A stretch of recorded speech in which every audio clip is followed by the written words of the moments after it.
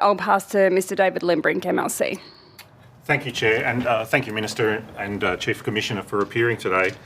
I wanted to touch on something that you mentioned in your presentation and also got partway through explaining before but got cut off, about the ADF personnel being embedded in the State Control Centre. Can you give some indication of what the military involvement actually is in the State Control Centre and what sort of activities they do? Yeah, so the ADF have played two roles actually, Mr Limbrick, with us. One is they've actually assisted a little bit in the police assistance line because we had such a massive uptake, and they assisted us there with some of the assessments of the phone calls. And then secondly, at the State Control Centre, as I mentioned before, and particularly around planning and logistics, their skill is really in logistics. And I might get Andrew Crisp, the Emergency Management Commissioner, to really give you a flavour for that. But, you know, if I think how we use them in bushfires, they did how we got people off the out of Malakuta. They did all that logistics. So that's what they're really good at. Are you happy for me to just get Andrew Crisp, the Commissioner, to just take you through in a bit more detail around their work there? Yes, that's fine. Andrew? Yeah, thanks very much, Minister. And if I can, I guess, use a specific example. So when, as you mentioned, Minister, that on the 1st of February when a state controller was appointed, we started to look at all our existing plans. So one plan in particular was in relation to mortuary and mass casualty. So again, no one had actually looked at this plan for quite some time. So it was a really good piece of work in pulling together government departments, but the ADF provided significant planning and logistical support in relation to how, in terms of an end-to-end process, that we could further refine that particular plan. So they played a key role in relation to the mass casualty plan.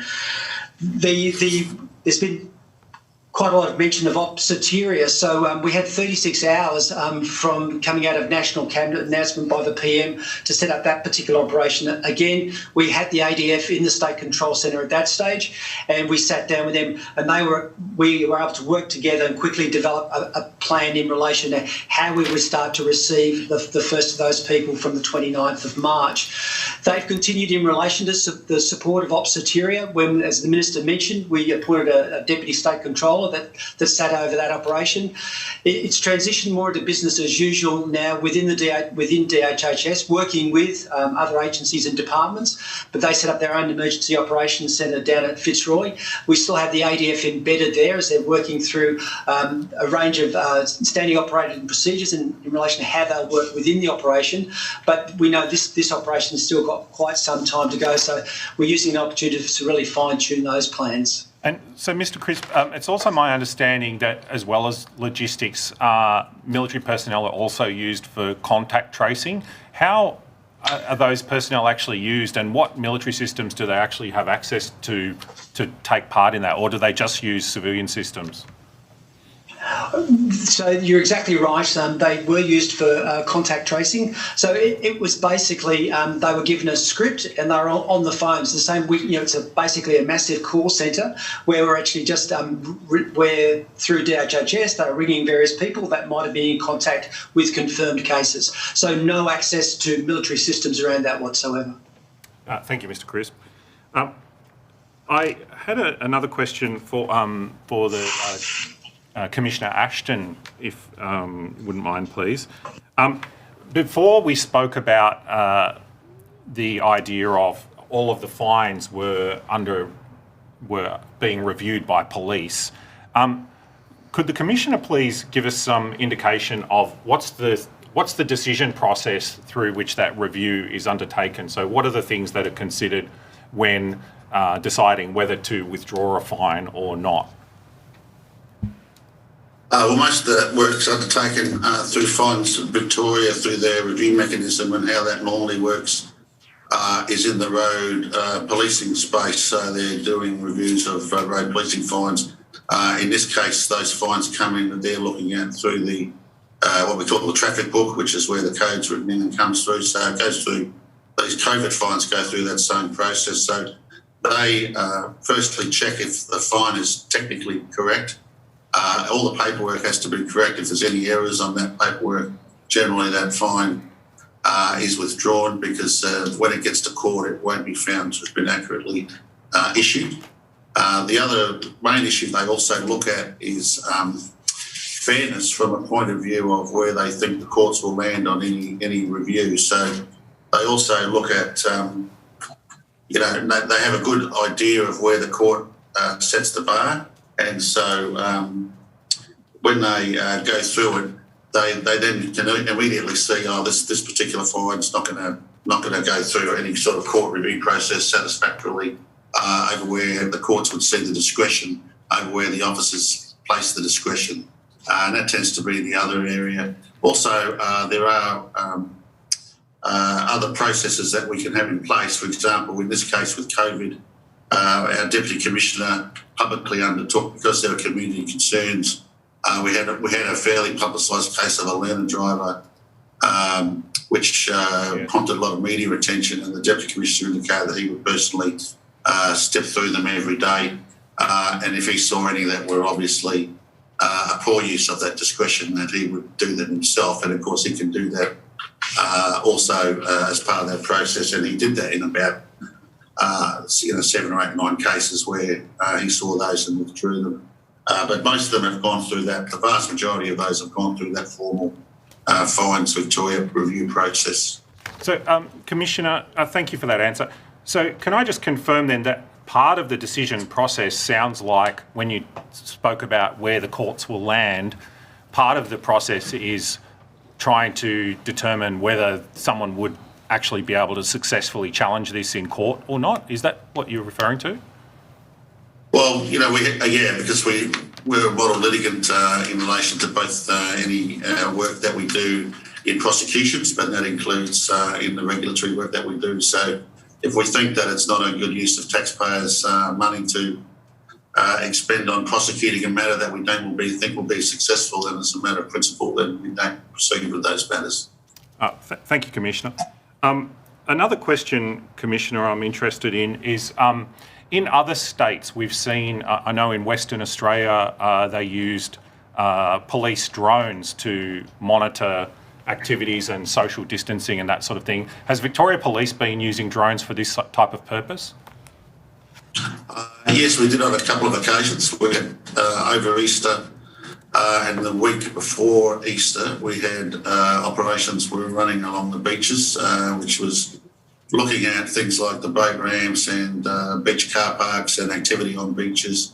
And we also utilised our rotary air wing for that purpose as well. So we had the drones and the helicopters used as part of their work to patrol that areas to get a sense of how many people were on those beaches and whether they were, breaching safety conditions in relation to the chose orders. And particularly, there was a weekend of very fine weather, which was the first week that the restrictions were sort of brought in. And that was a very challenging week in the beachfront areas, and the drones were used to give us some information there. And as I say, over Easter, we had a specific operation over Easter, which was part of that operation was looking at the beach environment, not only in the metro area, but also down the Bellarine Peninsula and over through Phillip Island, Cowes, etc. Thank you, Commissioner. And may I also ask, is the drone technology used in conjunction with any other technology, such as facial recognition technology? No, we don't have that open to us at the moment. So we don't use that. But the cameras beam back to a command truck, which is usually used in close proximity to where the drones are working. That's because under the CUSA rules, we can't fly out of sight, so the drones can only be used within sight of the operator, which is usually done from a truck, and that signal is beamed to the truck. And we also have the capability to upload that signal to our state control centre as required as well. Thank you, Commissioner. And another question. So in the normal course of police operations, members of the public are able to identify police, and if they have some concern with what the police are doing, they can make a complaint because they can identify the police.